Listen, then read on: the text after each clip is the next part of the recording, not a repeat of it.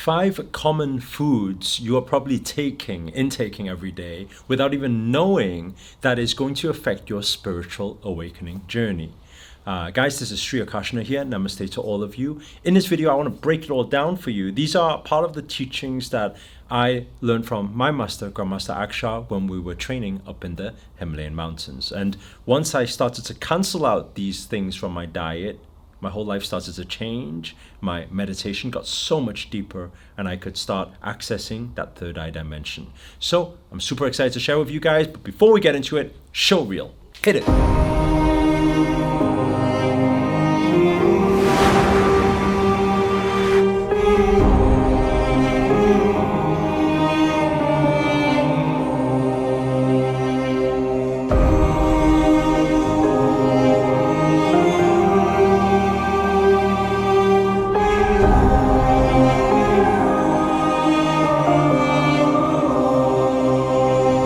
What's up guys, this is Sri Akarshana here. Namaste to all of you. And in this video, I want to share with you 5 foods, there's food and some drinks and some diet or even intake, things you intake on a daily basis, that if you were to cancel it out, you will enhance your spiritual awakening journey, meaning you can dive deeper into meditation, you can enhance your manifestation powers, and overall build on your health, and everything else is obviously it affects everything. So we're going to dive straight into it with the first thing, number 1.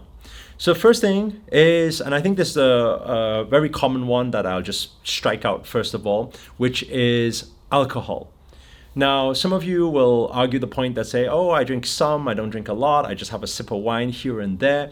But understand that alcohol always has something that disturbs the mind. We all know that when we intake more, right? But without even getting drunk, it still disturbs and distorts the mind.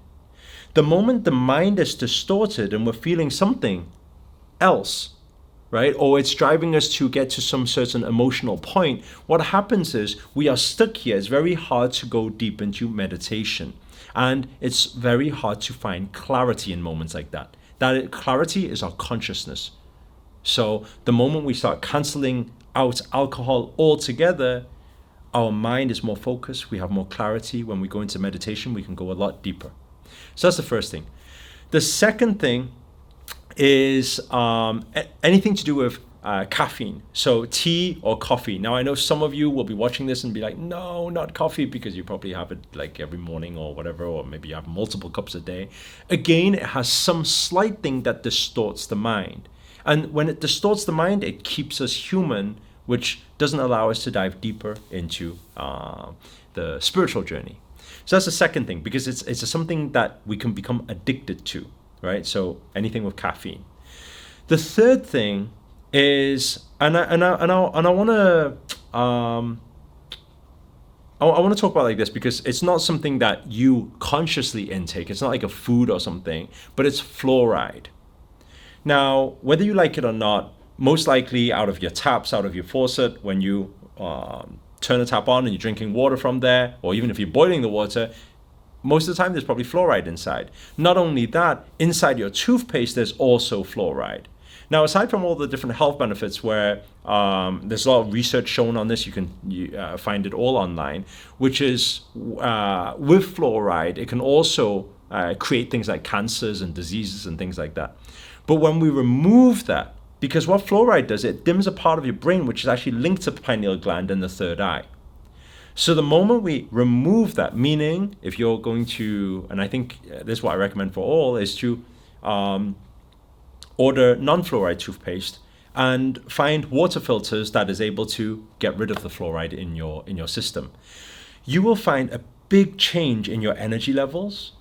You will find a big change in your productivity, your clarity, your intelligence. It affects it all. And there's a purpose, there's a deeper purpose. Maybe if you guys want to know what it is, comment below and then we can create another video explaining the reason behind it. But there's a reason why fluoride is placed everywhere for everybody. It's because we are mostly water. The quality of water we drink, it determines how we are controlled by society and everything. And that's why everybody uses fluoride toothpaste, brushes teeth in the morning and night, and it keeps our brains, it dims a part of it so that we cannot reach a level of consciousness, right? And I'm not saying that there's no people who intake fluoride who can do that, because sometimes there are different systems where they can still achieve it. But majority people, it will affect. So that is the third thing, to cancel out fluoride from your daily intake. The next thing, and I think we can depict it in a way where we can watch in movies, which is to do with garlic. Now, what my master taught, and which is better to understand for all, is that the moment I say garlic, people will say, no, in Health Magazine it says it's good for our body. It's good for our physical body. That is true. But it's not so good for our spiritual body. Garlic is a very powerful medicine, actually. And so if we daily intake, which we do, you will be so surprised if you go into any supermarket, the bag of chips you eat, to anything you order from any menu, most things contain garlic. Again, there's a reason why. Because the system needs to make sure a part of the brain is dimmed so that you cannot access that level of consciousness. If everybody was on that heightened consciousness, actually the planet would not exist the way it does. It would be very, very tough for existence to continue. So they need to keep people in place. And so with that in mind, that's why garlic is in most foods. When we remove garlic, if we look at it like this, when you watch a movie, it's depicted in there actually. They use garlic to fend off what? Like vampires? These are spirits, right? So it's not so good for spirit body. Now, some who argue say, but it's good for my physical body. So what's going to happen with my joints, my bones, and things like that? If you do daily practice, meaning physical yoga practice, which we do here, then you don't need those things to help your joints and bones, because you're working on it. You're working on your physical body every day. If you are not, then maybe you do need garlic in your system. But just bear in mind that yes, it's good for physical body, but not so good for spiritual body. So garlic is another thing. The final thing is onion. Actually, for extremists, there's a few more things, but I like to keep it simple for you guys, just in case you guys are like, oh my God, that means I have no life left if I tell you the rest of it, okay? If you guys want to know the rest of it, you can comment below, let me know, and maybe I'll create another video telling you guys the rest of the things, okay? But it seems like an extremist otherwise. The final thing is onion. Again, onion is one thing that is not so good for spiritual body. Why? Because it's overpowering. All you need to do really, if you look at forces of nature, if you take an onion and you cut it open, right? You cut the onion open, how does your body react? That already immediately tells your system whether it's supposed to be daily consumption and how powerful it is or not. Because your body starts reacting to it already. You start getting tears. So do you think that's a positive or that's a negative? And every day we daily consume. Again, it's overpowering. So it's not very powerful for spiritual awakening journey. So these are the 5 things that I would recommend that you can give it a try, right? Not everybody will be able to do all. And also, this journey is not for everybody.